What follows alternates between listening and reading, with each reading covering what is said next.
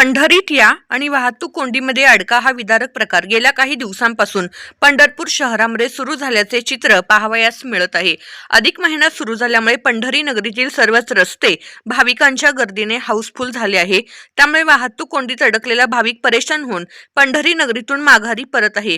वास्तविक पाहता अधिक महिन्याच्या सुरुवातीला वाहतूक व्यवस्थेचे नियोजन करणे गरजेचे होते, मात्र पोलीस प्रशासन उंटावरून शेळ्या हाकताना दिसत आहे। मागील अधिक महिन्याच्या प्रसंगी शहरातील मुख्य चौकामध्ये बॅरिगेटिंग करून चारचाकी वाहनांना नो एंट्री देण्यात आली होती, परंतु यंदाच्या वर्षी सर्वच रस्ते खुले असल्यामुळे वाहतूक कोंडीचा नाहक त्रास भाविकांना होत आहे। संत गजानन महाराज चौकात तर अक्षरशः काही मिनिटाला वाहतूक कोंडीमध्ये भाविक अडकत आहे।